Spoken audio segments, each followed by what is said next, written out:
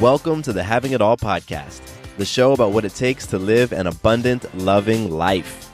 My name is Matthew Bivens, and each week I'm helping you get out of your head so that you can truly have it all. Let's do it.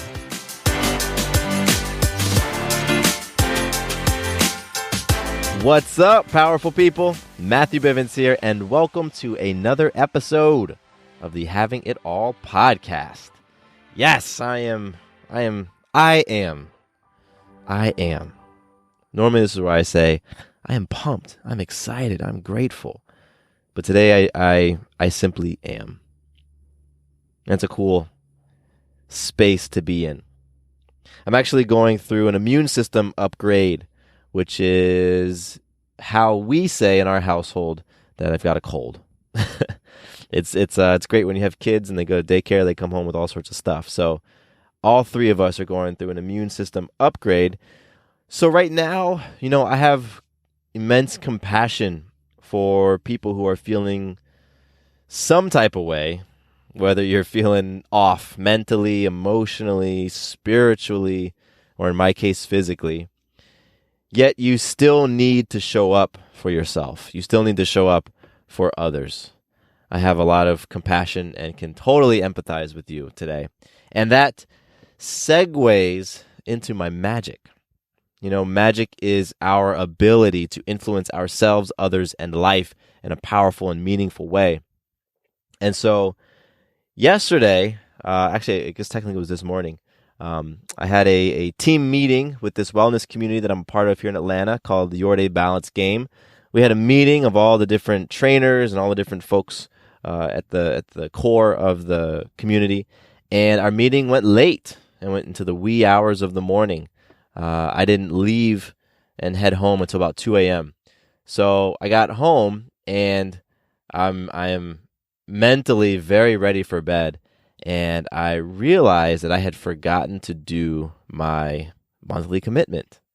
I had forgotten to do the thing that I committed to for the Trust Challenge, which so many of you have signed up for, by the way, which is awesome. So this month I have committed to continuing what I had been doing in the past, which was pull-ups, push-ups, and a squat hold. And then I added for the month of August 15 minutes of mindfulness. So at 2:45 a.m. this morning, I realized I had not done my squat hold yet. I had done everything else, but I hadn't done my squat hold.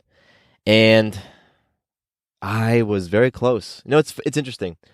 I had the thoughts of, it's okay, you don't need to do them. You've been very consistent and it's all right. It's late. You're tired. You're going through this immune system upgrade, so your body physically just feels crummy. And just, hey, it's cool, man. You can take a breath. You can take a break. And I had that thought in my mind. It was fascinating that it kicked in. But what I appreciate is how fast the next thought of, nope, I'm going to show up, how fast that kicked in. And I did my squat holds, and I did them because, man, I knew the payoff of what keeping that commitment would mean. The payoff of keeping that commitment and demonstrating to myself that I can show up for myself even when I don't want to, even when I'm feeling sick, even when I'm tired, even when it's so comfortable to just skip it. But I can transcend those thoughts and I can still show up for myself. That to me is greater than any sort of pain or discomfort that I'm going to feel for a few minutes in my squat hold. And, I was telling somebody this story earlier today, and actually not too long ago, and he said, that's leadership. And it is, it's me being able to be the example for the folks, you all who've signed up to do this commitment challenge. Who would I be if here I am ducking my commitments? And I have every intention of sending out an email tomorrow to everybody who signed up just to, give you some tips on keeping the momentum. How can I send that email out and be authentic in that email if I didn't keep my own commitment? So that was my magic, and it's something that I'm going to remember. I'm going to remember when I showed up for myself in that way, despite all the things I was feeling. And I know that for a number of you, you've been feeling some stuff as well. You've been feeling some stuff as you've gone through this trust challenge. And so what I really want you to do is I want you to recognize when you're giving yourself a pass, when you're giving yourself permission to not hold your commitments. And just understand the impact of what it means to give yourself that pass. I mean, let's put this into perspective. This trust challenge for the month of August is 31 days. You have 31 days to make and keep a commitment to yourself. That's it. That's all we're doing right now.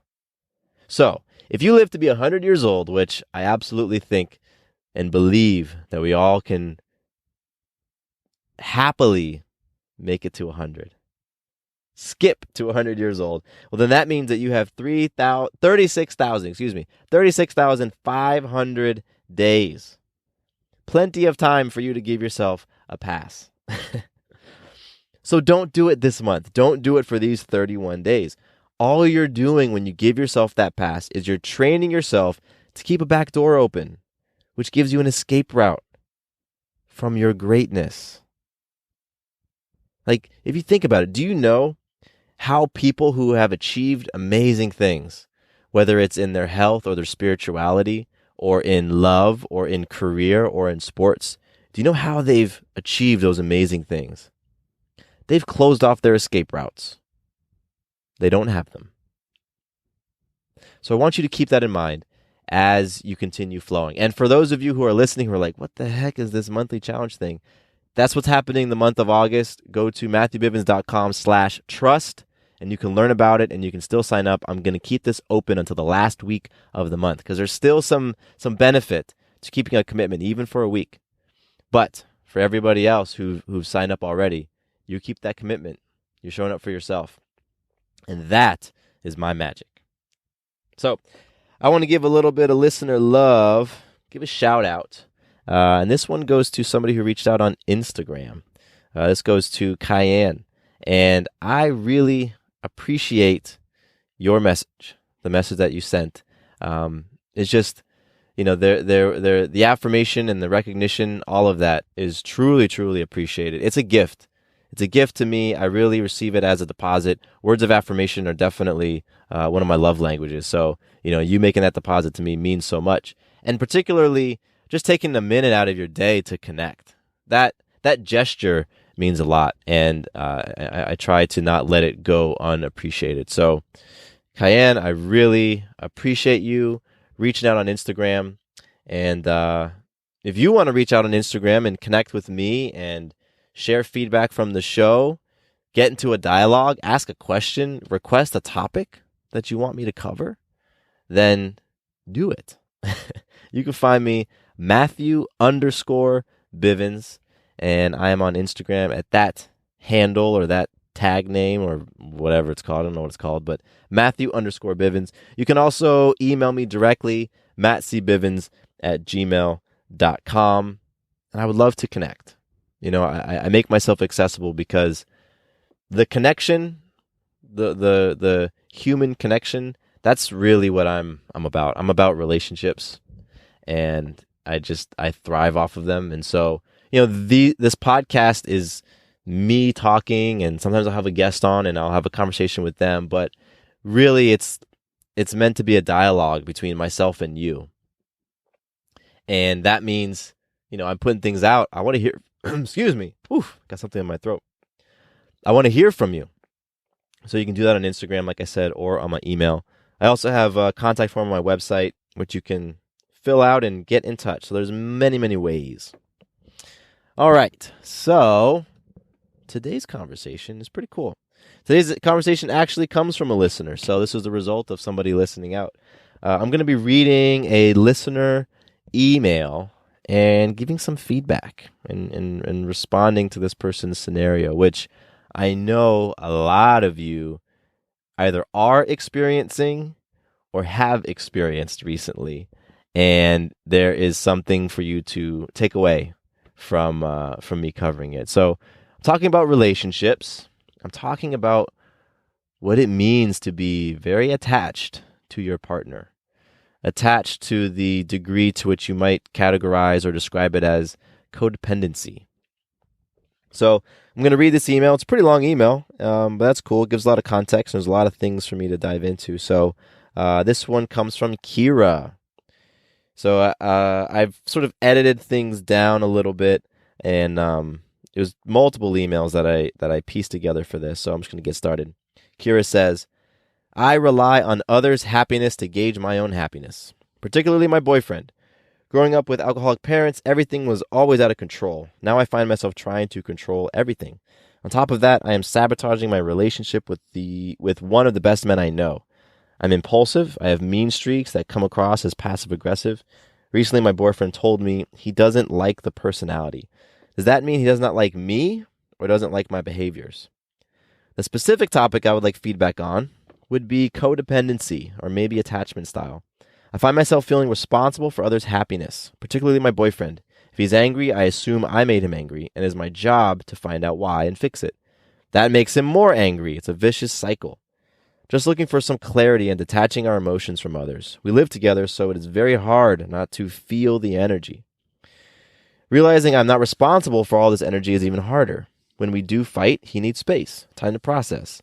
This scares me immensely. I get completely anxious and uncomfortable wondering what he might do or say.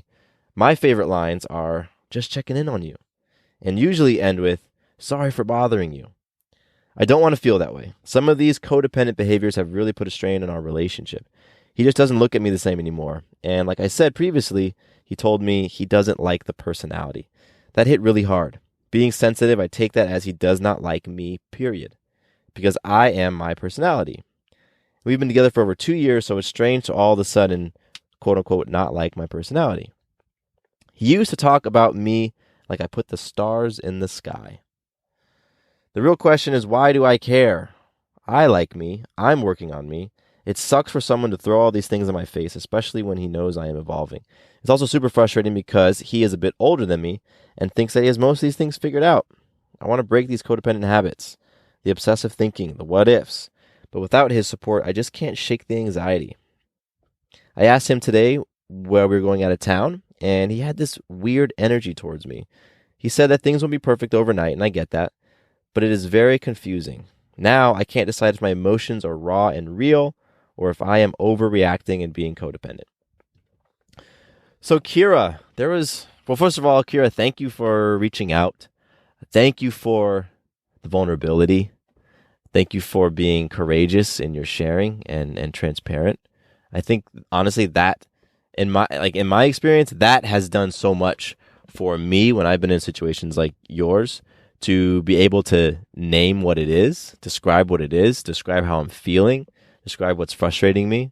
So the fact that you did that, that means a lot. And I think it's amazing that you're able to get into that vulnerable space. So there was a lot in your email.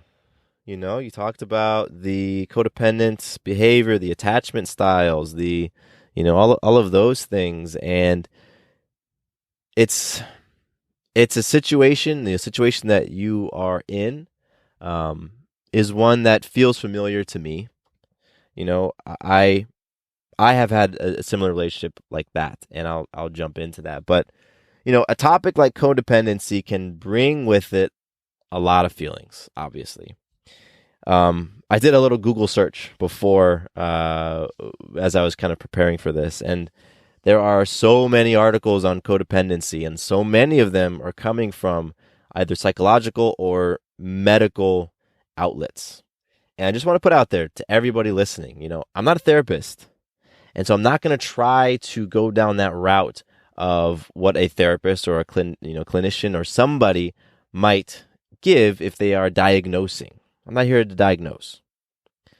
What I can do and what I will do is speak on it from my experience and speak on what resonated within your letter and how it related to what I experienced in my relationship. So I think it's important to put that thing out there, put that little caveat out there.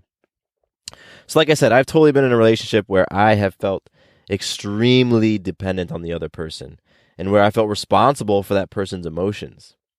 And when it ended, and I had the benefit of the 2020 hindsight, that's when I realized something very pivotal for myself. I realized that I had confused my codependent behaviors and my codependent thoughts and my codependent feelings. I had confused those with love. I would say things to myself like, it's because I love you that I can't be happy when you're not happy. That's the mark of a healthy relationship. It's because I love you that I need to pry when I sense something is wrong. That's how you'll know I care, that I won't let up. I used to say and feel that it's because I love you that I feel responsible for your well-being, and I feel the need to take on all of your stuff. All the while knowing for myself, or if I didn't know, I felt it, that I was absolutely ill-equipped to handle my own stuff. Or I was simply in denial that I had stuff. And so, again, it was that hindsight that I got after the relationship ended that I was able to see, oh my gosh, where did I pick up these unhealthy beliefs around relationships and around how people show up in relationships? And that's when I could see that I had confused and I had collapsed codependency or codependent tendencies. I'll just call them attachments, like deep attachments, with love. And so it's important for you, Kira, to not confuse the two of them. And one of the things I like to think about is the difference between attachments and being connected. So when you have two magnets, they have that opposite poles, they come together and they stick, right? They're connected. When you pull them apart, it takes a little bit of strength, a little bit of muscle, but they come apart and they come apart cleanly. That connection, you can let go of that connection. Now, take two pieces of paper and glue them together. That's attachment. What happens when you try to pull something apart when it's attached? There's a little bit of damage. A little bit of one goes off with the other. There's some tearing. Things aren't the same after you try to pry two things apart that are attached. In my mind, that's how I like to think of the difference between connection and attachment. And in my relationships, I'm playing for connection. I want to be able to go in and connect with a person, connect with their beingness, connect with their heart, but not be attached to what they end up choosing or how they're feeling. Because again, in my hindsight, I recognize that I was so attached to this person that when she was happy, I was like, okay, cool, I can be happy, things are great. And then when she was down, it was like, okay, all hands on deck. I got to fix this because I'm feeling down because I'm so in love with this person and she's down. I can't feel happy. That's selfish for me to feel anything other than what she's feeling. So again, I say that just to kind of create a different context around those emotions that are going on in the relationship.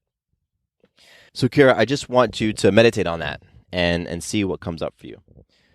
Something that came up for me as I was reading was, it sounds like you're spouse-centered. It's pretty clear to me that one of your centers is your spouse, is your relationship. And so the idea of centers is something that I wasn't introduced to until I read 7 Habits of Highly Effective People by Stephen Covey. And I have the book in front of me now, so I want to read a couple of things for you because it's going to give a little bit of context around this idea. So Covey says that whatever is at the center of our life will be the source of our security, guidance, wisdom, and power. So if you think about that, if you are a spouse-centered person or a relationship-centered person, then your spouse is going to be the source of your security, your guidance, your wisdom, and your power. And a lot of us adopt the belief. I don't know where we pick it up. Probably different for everybody. But we adopt this belief that, when we get into a relationship, it's healthy to be spouse-centered. I know a lot of people who have the belief that once they create a family, it's healthy to be family-centered. But again, if we think of centers as our source of security, guidance, wisdom, and power, then let's explore what it means to get our security, guidance, wisdom, and power from an external source. You can probably see where I'm going with this. It's dangerous. So I'm going to read for you spouse-centeredness from 7 Habits. It says, if you are spouse-centered, this is under security, your feelings of security are based on the way your spouse treats you.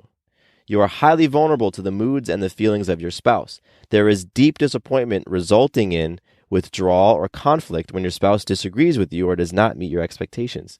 Anything that may impinge on the relationship is perceived as a threat. That's all security when you're spouse-centered. How much of that is resonating with you right now? Let's go to guidance. If you're spouse-centered, your direction comes from your own needs and wants and from those of your spouse. Your decision-making criterion is limited to what you think is best for your marriage or your mate, or to the preferences and opinions of your spouse. So how much is that resonating, Kira?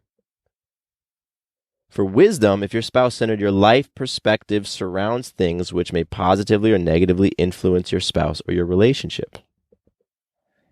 And for power, if you're spouse-centered, your power to act is limited by weakness in your spouse and in yourself. So what I want you to do is, now having heard me read all of those things and having heard me talk about the spouse-centeredness, I just want you to tune in to what's going on in your body. I want you to tune in to the feelings that came up for you. Because if something is stirring within you, particularly if you're feeling resistant to these ideas, if you're saying to yourself, it's completely healthy for me to put others before myself and to put my well-being on the back burner so that others are taken care of. If you're having thoughts like that, then pay attention to what's stirring in your body, because it's communicating to you. When you feel some nerves, or when you feel some anxiety or goosebumps or butterflies, all of that stuff is our body telling us that something resonated or something struck a chord. Pay attention to that. Because when you don't pay attention to those things, when you ignore them or when you explain them away, that's a form of denial. So you're in denial if what I'm saying and what I read is stirring something within you, but you're dismissing it. Or you're dismissing me. You're saying I'm just full of crap. Because it is what it is. What I read is simply, that's the result of being spouse-centered. Those are just things that happen when we put our center, our source of security, guidance, wisdom, and power in another person. That's what happens a lot of time when we're deeply attached to our partner. And that's totally the feeling I get from reading your note. I'm going to go back into it because there were some things that you said that really stick out, right? I rely on others' happiness to gauge my own happiness. And I get that sentiment. I was right there too.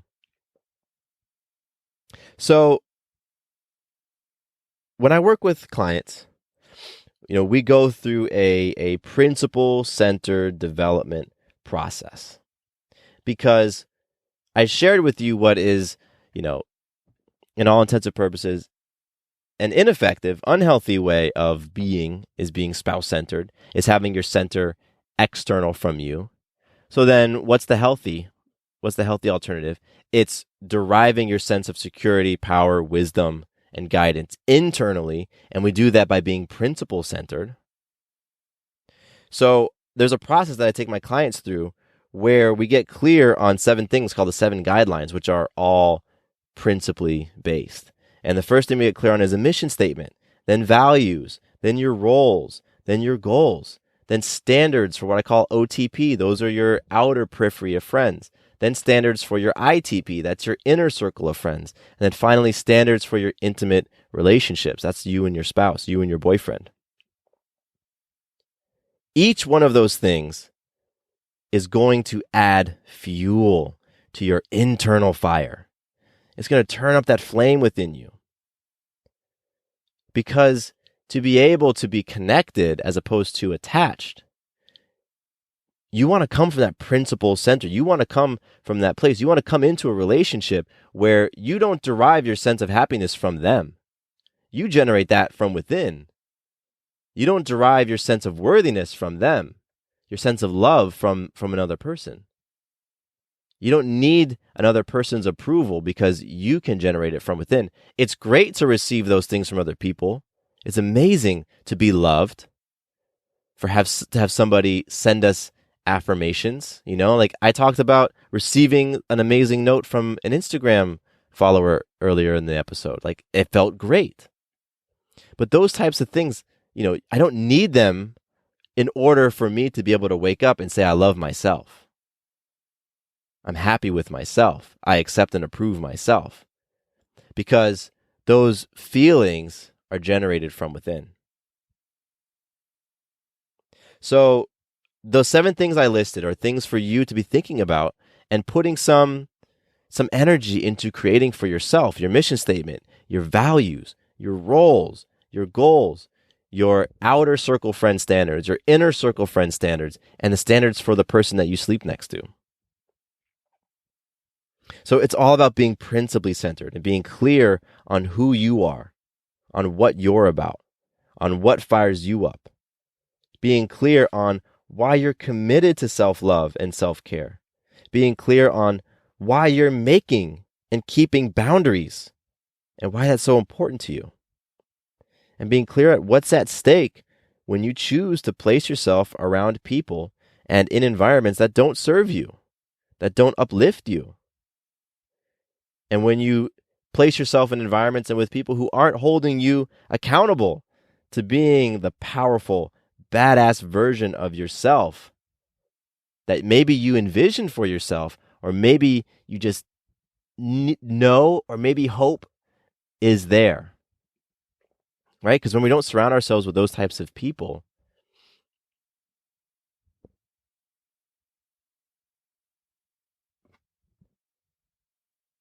so attachment or codependency, it's a great place to hide out. It's a great place to feed those voices that say that you're not worthy, that you're not capable, that you're not lovable.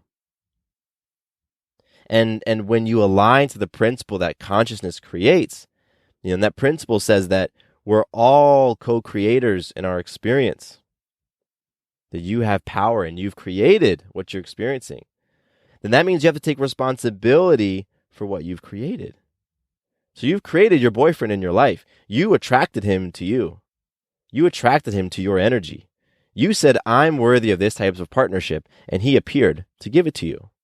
He appeared to give you what you asked for, what you said you were worthy of. Now, it doesn't mean that the two of you don't have a shot at transcending, the current reality of your relationship and becoming a tighter, deeper, more synergized, more synced up couple. Absolutely. Absolutely. That's a possibility. Absolutely. And I totally hold that space. And I know, or I get the sense that that's the space that you hold for yourself in the relationship as well. But for that to happen, let's just be real. Both parties have to be willing to grow. They have to be willing to look at the areas where they aren't as strong. They have to be willing to take responsibility for how they've been showing up. Got to be willing to do what you've done, to be vulnerable and transparent and be authentic and just keep peeling back those layers. Because when you have all of those things, then you have ingredients to be able to grow and to heal and to level up the relationship. So right now for you, Kira, I get the situation that you've created. And I hear you that you're tired of it. I was as well. That's not fun to be so attached to another person and to feel like you don't have control over your emotions, to not know whether or not when you come home, your partner is going to be in a great mood or in a not so great mood. And then you're going to be taking on that and feeling responsible for that and all of those things. It's not a conducive environment for tons of joy and excitement in what you two are creating together as a couple. And that right now is just coming from a space where you just aren't repped. You aren't repped in creating your own sense of love. You aren't repped in creating your own sense of wholeness or security or value from within, from yourself. So in the times when things are tense, or when you're feeling scarce, or when your tank is just low, it's easy to fall back into the ways of thinking and feeling and being that you've practiced for so long. So questions for you to ask yourself. What does it look like to create your own sense of love, to create your own sense of wholeness, to create your own sense of security and value? It's definitely unique for everybody. And that's something that only you can ultimately answer. I know for myself, as I went through my 7 guidelines, a lot of things became clear for me. As I got clear on my values, what are the things that I value most? What are the top 7 values that I hold in my life? And what do those values mean to me? And what is their priority? If I needed to rank them, if I was in a situation where one value is pitted against another, which one's winning out? And knowing those things, because when you know them, then you can step into any situation and understand where you're going to be making your decisions from. Or at least you're very clear as to when you make a decision from those 7 values, you are being aligned with yourself. Beautiful things happen when you act from a space of alignment. And then when you get clear on your roles, you're understanding what roles are most important to you in your life. Because everybody has different roles, and some of them are more important than others. So it's understanding which ones are most important and why. And what do you need to do on a daily basis, on a weekly basis, in each of those roles, so that you are feeling like you're showing up powerfully in those roles, so that you can feel like you are upholding your responsibility in those roles, and so that you can feel like you are receiving a sense of fulfillment from those roles. What does all of that mean? And then with your goals, what are the things that you're playing for in life? What are those things that you're like, what? If money was no object, if I was totally confident in myself, this is what I'd be playing for. This is what I'd be going for. What are those things that you might call dreams that we can shift and call BHAGs, big, hairy, audacious goals? What's your mission statement? What's your bigger why? What's your purpose? What's that thing that lights you up in the morning before your feet hit the floor? You can just feel some excitement because you know you're playing a big game for yourself that is aligned with who you know yourself to be and where you want to go in life. What is that thing? What's that flame that's burning in you? And then what are those standards for the people that you invite into your life, the people who occupy your outer circle of friends, your inner circle of friends, and that oh so important space in the bed next to you? What do you want that person to be about? It's so important to get clear on those things, because when we're not clear, we can just ride off of all sorts of different things. Most of the time, we're riding off our emotions. And when we're riding off emotions all the time, things get choppy, things get tricky. But when you're riding off principle, when you derive your source of power, security, guidance, and wisdom from within, then you can step into a relationship, and instead of start adopting those attached codependent behaviors, those attached codependent feelings that you've done in the past, well, you've repped something different. And you can step into a relationship and say, listen, I've been working on these things for myself. I've been working on getting very clear on who I am and what I'm about, what's important to me. I've been working on deriving my sense of love and wholeness and value and completion and worthiness from within. And since I can cultivate those from within, I'm not looking to you. I'm not placing that responsibility on you to do it. So that means we can get to playing some cool games, because I'm not sitting here thinking that you aren't giving me something that I need, that you aren't being this person that I desperately need. I'm not placing expectations on that person. We're flowing. We're loving. We're being. And I really get the sense here that that's what you're playing for. I mean, isn't that what we're all playing for in relationships? I mean, shoot, I know with Sarah, that's the relationship we're playing for, and it's we're both clear on it. And the path to get there is not always an easy path, particularly when we're so repped in some codependent behaviors and we're so repped in attachment styles, and it's being reinforced from all sorts of interesting places that it's good for you to not be able to be happy when your spouse is sad. It's good for you to be completely family-centered and totally put your well-being on the back burner. Your well-being probably doesn't even make it on the list because all sorts of other people are taking priority. And we're just taught that that's what it's supposed to look like. But what happens? We get burnt out. Our tanks are empty. We get disillusioned. We get frustrated. We start to go and become critical of ourselves. We become incredibly judgmental of ourselves. We don't feel like we're never ever good enough. We constantly question ourselves. Our confidence goes down. And when all that stuff happens, then we just attach to people more and more and more. So you mentioned it. It's a vicious cycle. And at some point, you got to break the cycle. And if your current actions and thoughts and relationships, how you relate to yourself, others in life, have created the results you're experiencing right now, because that's what's happened, then I'm going to ask you a rhetorical question. What do you think is going to create new results? It's adopting new actions, new relationships, new thoughts. That's how you're going to create new results. So if you want to keep doing the same things over and over, I mean, you already know what you can expect in terms of results. So, throughout this this somewhat longer than I anticipated response. Actually, no, we're not flowing that long. Awesome. I have given you a couple of things, hopefully, that you can take away and go and apply, and start practicing. You got to start somewhere, and it's like some of these things are going to feel weird and they're going to feel foreign. You're going to sit down and what are my values? What is this? And you're going to be, thinking about the difference for yourself between attachment and codependency and love and trying to detangle all of those things. And it's just going to feel weird and uncomfortable and you're not going to want to do it. And that's what happens when we're attempting something new, when we're treading on new territory, when you're going into a new direction on a new path.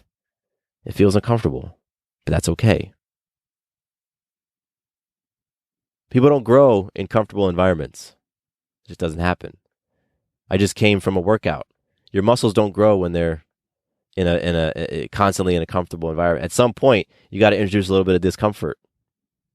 And that's all we're doing. Just introducing a little bit of discomfort in the form of shifting up those actions, those relationships, those thoughts, that ART, changing your art forms because they've been creating a certain result in your relationship and in your life, and now you want a new result.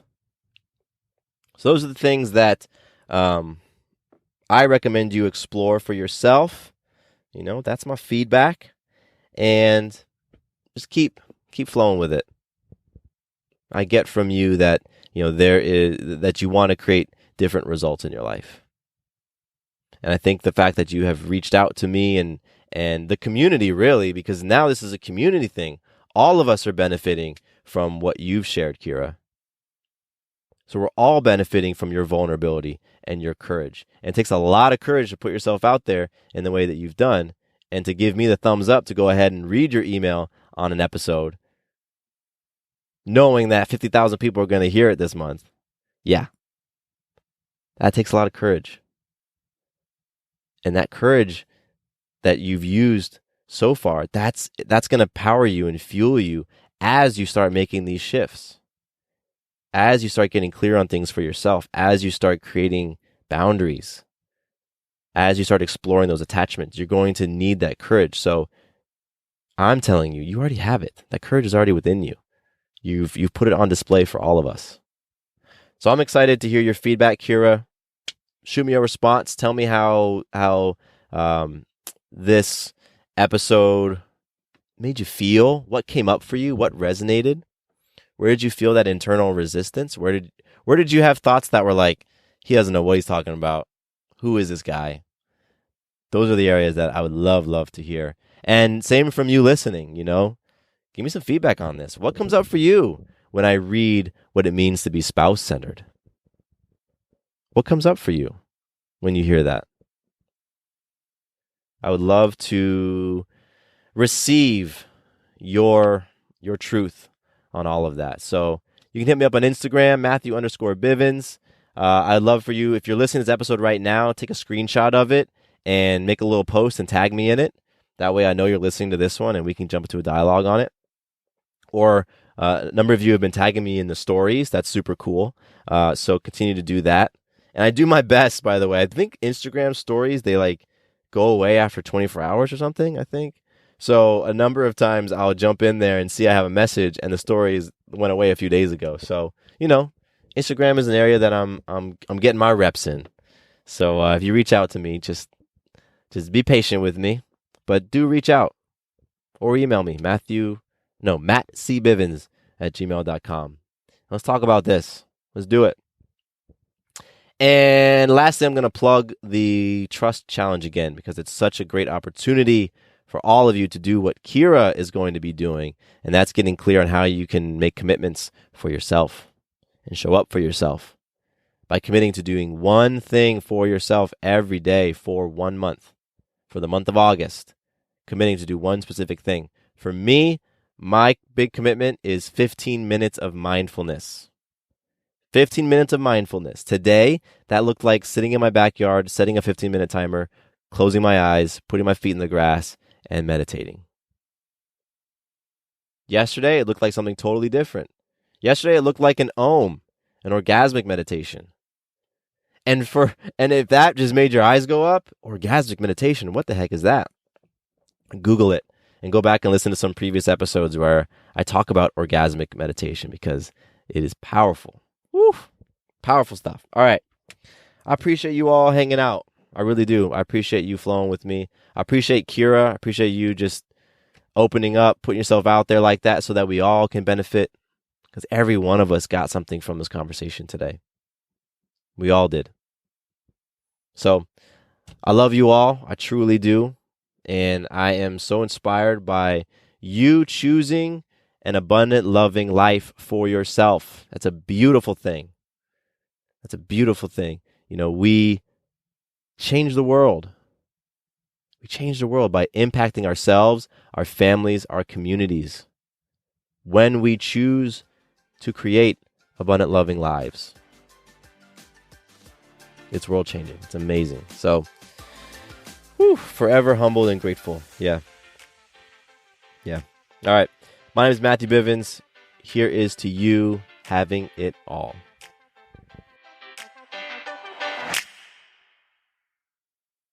Quick note about the Having It All podcast. I am not a doctor nor a licensed therapist. I'm a guy with a story and a passion for conscious conversation. My thoughts, opinions, and beliefs are my own. So please consult with your doctor or healthcare provider regarding any questions or issues you have related to your personal, physical, or mental health.